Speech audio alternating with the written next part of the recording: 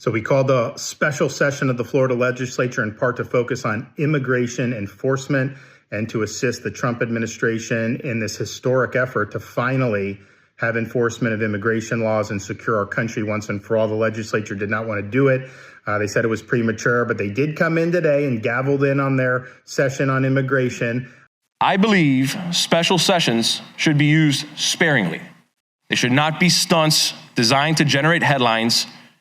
And the truth is, I dislike special sessions because they inhibit the very thing the legislative process should encourage: the push and pull of meaningful conversations that lead to the development of good and better ideas. Special sessions should be reserved for those issues that truly cannot be addressed in the normal course of the legislative process.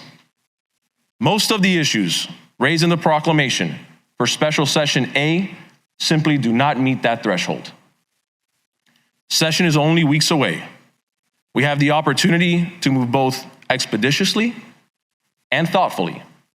We do not have to choose between right now and getting it right.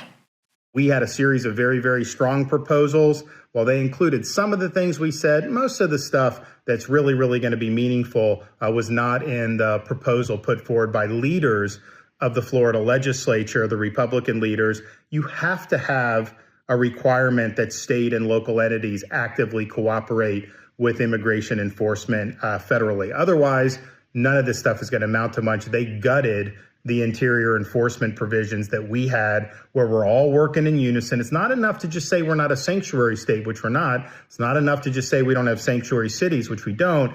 We need everybody on board. We got to work as a team. Otherwise, this stuff just isn't going to work. They also bizarrely strip immigration enforcement power from the governor and give it to the Commissioner of Agriculture.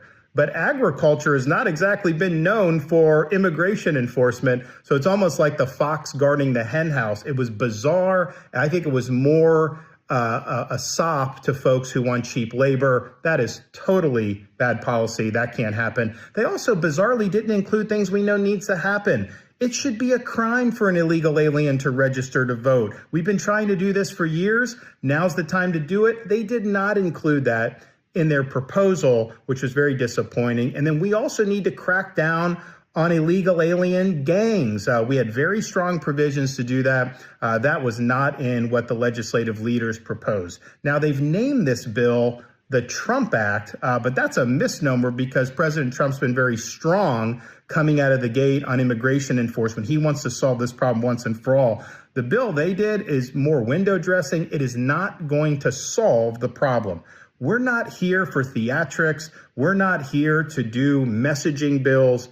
The only thing we need to do is to do things that are going to actually solve the problems for Floridians once and for all. People of Florida have spoke loud and clear over many election cycles that they want to be strong on illegal immigration. We have so many great potentials to be working collaboratively with the federal government. I've been speaking with folks in the administration, but what the legislature do not only will not allow us to do it, it will actively inhibit some of the things we're already doing. So now's the time to be tough. No squishing out here. We got to get the job done.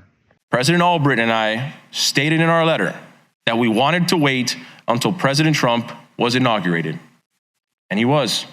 We wanted to have the opportunity for the direction on this critical issue, and he did. We carefully studied President Trump's executive orders.